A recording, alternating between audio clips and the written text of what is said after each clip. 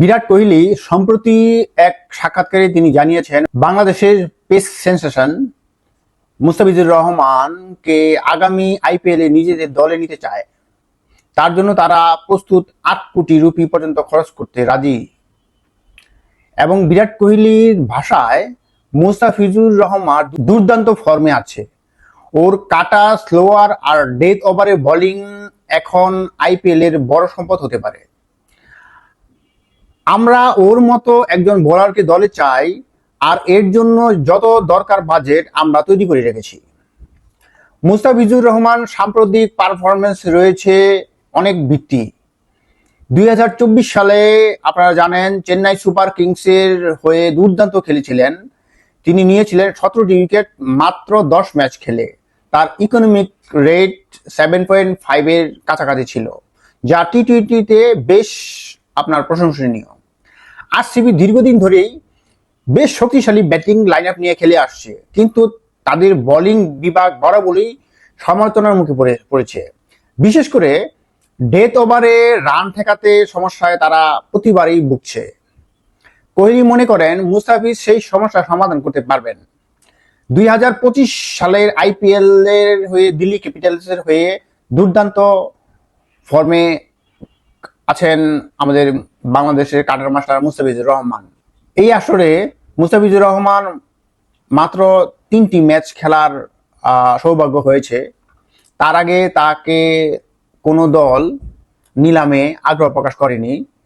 হঠাৎ করে দিল্লি ক্যাপিটালসের সিদ্ধান্তে 3 ম্যাচের জন্য সে বাংলাদেশি টাকায় প্রায় 8.5 কোটি টাকাতে 3 ম্যাচ খেলেছেন এবং দুর্দান্ত পারফরমেন্স দেখিয়েছেন, যা দিল্লির পেস ইউনিট অনেক শক্তিশালী এবং কার্যকরী বোলার হিসেবে পরিণত করেছে। বিশেষ করে ডেথ ওভারে তার কাটার আর স্লোয়ার বলগুলো বিপক্ষ ব্যাটসম্যানদের জন্য রীতিমতো বিভ্রান্তিকর কারণ হয়ে উঠেছে। যদিও দিল্লি ক্যাপিটালসের run rate, net run rate এবং পয়েন্ট কম থাকার কারণে সুপার 4-এ তারা উঠতে পারেনি। দিল্লি ক্যাপিটালসের যে কোচ রিকি পন্টিং এক বিবৃতিতে বলেন, মুস্তাফিজুর রহমান আমাদের বোলিং লাইন আপের ব্যালেন্স ফিরিয়ে এনেছে। ওর অভিজ্ঞতা আর উইকেট নেওয়ার ক্ষমতা ম্যাচের রং বদলাতে পারে। বিশেষ করে কলকাতা নাইট রাইডার্সের বিপক্ষে শেষ ওভারে আপনার 6 রান দিয়ে 2 উইকেট তুলে নিয়েছিলেন দিল্লি ক্যাপিটালস। সেই ম্যাচে মুস্তাফিজুর রহমান তার এই বোলিং লাইন আপ মানে শেষ ওভারে মাত্র 6 রানে 2 উইকেট, অবিশ্বাস্যকর এক ইনিংস উপহার দিয়েছিলেন মুস্তাফিজুর রহমান দিল্লি ক্যাপিটালসকে। ক্রিকেট বিশ্লেষকরা অনেকেই বলছেন মুস্তাফিজুর রহমান যদি আরসিবিতে সত্যি 8 কোটি রুপিতে নেয়, তবে এটা হবে তার বোলিং লাইন আপে এক বড় আপগ্রেড। 2026 সালে আইপিএল নিলামে মুস্তাফিজের প্রতি কোন কোন দল আগ্রহ দেখায় এবং শেষ পর্যন্ত তাকে কোন দল নিতে সক্ষম হয়, সেটা এখন দেখার প্রতীক্ষার ব্যাপার। তবে অলরেডি আপনারা জানেন আরসিবি কোহলি এক সাক্ষাৎকারে বলে দিয়েছে তাকে নেওয়ার জন্য তারা বাজেট রেডি রেখেছে। তাছাড়াও সিএসকে এর যে ধোনি, চেন্নাই সুপার কিংসের ধোনি যে কোনো মূল্যে মুস্তাফিজকে পেতে চায়। তাছাড়াও পাঞ্জাব সুপার কিংস প্রীতি জিন্তা বলেছেন মুস্তাফিজকে পরবর্তী আসরে নেওয়ার ব্যাপারে তারা বেশ আগ্রহী এবং কেকেআরও তাকে নিতে আগ্রহ প্রকাশ করেছে। ইতিমধ্যে আপনারা জানেন মুস্তাফিজুর রহমান আপনার টি-20 ফরম্যাটে ডেথ ওভার বোলিংয়ে one of the best bowler বলা হয় দুনিয়ার মধ্যে।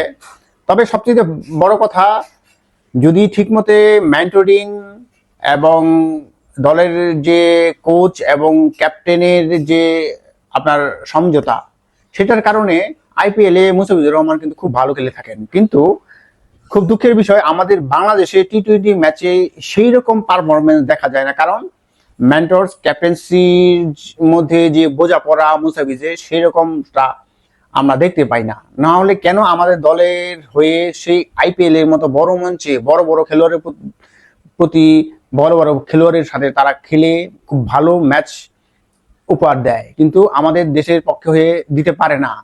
কারণ আইপিএলে যে মেন্টর ক্যাপ্টেন যেভাবে দিক নির্দেশনা দেয় সেই অনুসারে খেলে এবং তার কথাও শুনে, এবং তার যে কমিউনিকেশন বা কম্বিনেশন বা টিম স্পিরিট সেটা খুব ভালো থাকে।